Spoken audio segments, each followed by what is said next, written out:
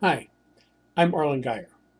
In this video, I'm going to demonstrate converting an image to black and white and making adjustments to it in two different ways.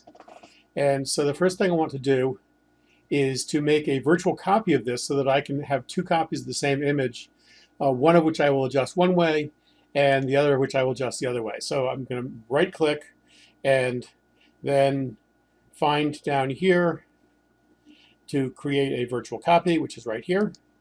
And now you can see right here that I have two copies of this image down here in the film strip. And so on one of those, let's start with this one. I am going to now go to the Develop module. And there are two different places you can convert to black and white. Actually, more than that. But basically, you can do it right here in the Basic panel. I can just click black and white there. Or you can go down here to the HSL panel and click Convert to Black and White down there. Now, whichever way you do this, it doesn't matter because it's actually the same thing. If I click there, you'll notice that it clicked here too. So whichever one of these two places you change it to black and white makes no difference. It's actually the same thing. But on this particular image, I'm just going to make adjustments within the Basic panel. So the first thing that I think it needs is to be brightened up a little bit. And often when you convert to black and white, you need to give it more contrast. I don't really think that's necessary in this one. I'm going to look at what it does anyway. And it makes the shadows in the face a little bit harsher, which I don't really like. So I'm actually going to leave that. I might even reduce it a little bit just to soften the shadows of the face a little bit. But let's take a look at the black slider, and maybe I can make that a little darker to make a little bit more punch. And basically what I want to do here is just see what these different things are going to do. Let's see what happens if I adjust the highlights. And I kind of like lightening that up a little bit, but I'm thinking of going in a different direction with that. Something that I often do on an image is increase the exposure and then bring down the highlights to soften up the brightest areas. And in this particular image, I kind of like what that does. And so then let's take a look at shadows and see, just I'm moving back and forth and see what it does. And I kind of like the effect on the vest by lightening that up some. And then whites. I don't want to make the face too bright. And it's nice to keep some separation between the hair and the face. So I'm going to leave that right about there. And blacks I've already messed with. Let's take another look at blacks. And we can use the histogram. If I turn on the clipping indicators, I'm going to turn both of them on. And now if I push the blacks down to the left, when I start clipping, I'll start to see that blue. And basically what I want to do is just get down to just before I'm seeing any blue, or just maybe just the slightest hint of blue there. In the white areas, I can take a look at the white slider and push that up and see how far I go before I start seeing the white, well, it's not clipping at all in the whites with that. So let's just see, just so you can see what the clipping would look like in the whites. Oh, maybe I didn't turn it on. Hang on.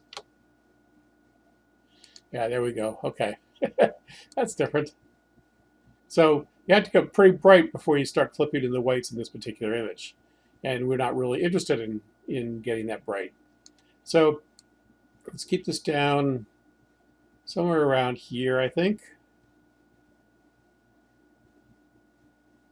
Somewhere around there. Okay, so that's pretty much what I can do with this. And okay, I'll black off the black so I don't have that clipping in the dark areas. Okay, that's pretty much what I can do with this using the basic adjustments. So now I'm going to go to the other version of this right here, which is the same image. It's just a virtual copy, which means it's not actually a second copy on disk. It's just that this is like before the adjustments have been made. Because in Lightroom, the adjustments are actually recorded separately from the file, which is why Lightroom is non-destructive, meaning the actual file itself is not being changed. So on the virtual copy here, I'm now going to convert to black and white. But instead of working with the Basic panel, I'm going to just leave that alone. And I'm going to come down here to the black and white mix panel. And basically what I want to do here is play around with what shade of gray the various colors are. And remember, there are lots of different colors in this image. We've got nice bright red in the hat.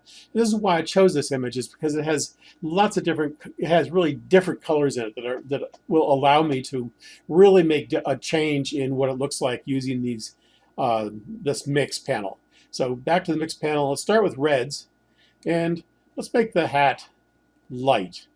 And notice that that's affecting the background because there's red in the background. But right now I'm just interested in making a nice light hat. And her blouse was green, so let's come down here to the greens. And was it green? There we go. That's closer to what her blouse was. And we'll make that nice and light also to match the hat. And now notice that we've got that this has made the face a little harsher. And so I think I'm going to now come back up here, and having done that, I'm thinking, oh, I really need to lighten up the face a little bit. So I'm going to now come up here and do this. But notice I started by adjusting the colors with the black and white mix panel, and only adjusted the basic panel in order to get an overall look I'm looking for. So let's compare this with the original, with the before and after view. And I'm thinking I really don't like the blouse being that bright. So let's back that off some. I keep going to that green, it's really not that color. So let's make it more of a kind of a grayish color. And I wonder if I can get some separation. There's these beads down here. I wonder if I can get some separation with something else. I don't really know what color they're going to respond to, so I'm just going to play with some things, and that's doing something. Well, that's interesting. So I can make it darker, and the beads get lighter. This isn't doing anything down there. It's doing, what is it doing? Anything at all? I don't see any change there. And this is affecting the ribbon here, which I kind of like it being lighter to have some contrast with the, because notice on here that there actually is a little bit of color in that. So I've made it a little bit lighter, which I like, but I also want the hat to match the blouse. So let's back off on this to bring that down like that. I also like the way that separates the hair a little bit.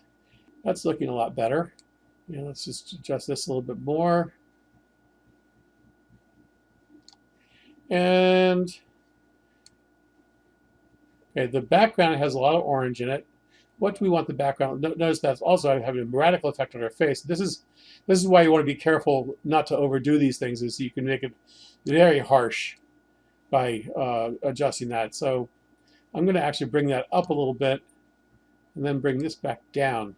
And notice the way I'm iterating back and forth between various adjustments to get the look, to get the best look. So I think that softens the face a little bit, which I like. And this is going to affect the background a lot. This yellow slider is going to affect the background a lot. And I'm going to darken that a little bit to make it so that I don't have quite as much contrast in the tapestry in the background. So now I want a little bit more separation between her blouse and the background, so I'm going to come back down here to the greens and lighten that up a little bit more, and then come to the red here and lighten that up to match it. And that's where I'm going to leave it. So now we compare that with the other one. If we come back here to the library, and if I, oops, let's see if I can select both of these and then do a comparison. So here's a comparison of those two versions, and you can see, actually when I look at it this way, this has too much contrast. This is the one I did with the basic adjustments. And this one, I think actually could be a little lighter, you know, when I compare it with this one, but I like the softer look to it. So I'm going to come back down in Develop, and make sure I'm on that one. And I am actually going to increase the exposure on that a little bit.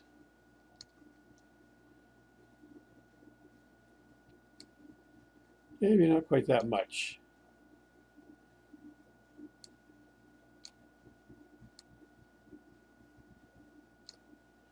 Yeah, I like that better. Okay, so you can see that you have a lot more control. Now we've switched the position of these. This is the one with the black and white mix, and this is the one with just the basic adjustments. So again, this has more contrast, it's punchier, but this one I was able to make a subtle change in the tones. You can see that I ended up actually with a very similar color in the blouse as it had in this one, but the hat is definitely different, and her skin tone is definitely different. I could have gone a totally different route on this if I'd wanted to, and that's the really powerful thing about this, is that you have choices. As you saw, I could make the hat black if I wanted to, and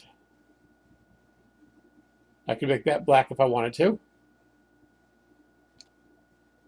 So I have all that ability to make things different colors, but I don't have that kind of flexibility in the basic panel. So that's the biggest difference between these two, is if you have different colors, you can really change them radically in the black and white mix panel, whereas you can only make generalized changes in the basic panel. I hope that's been helpful.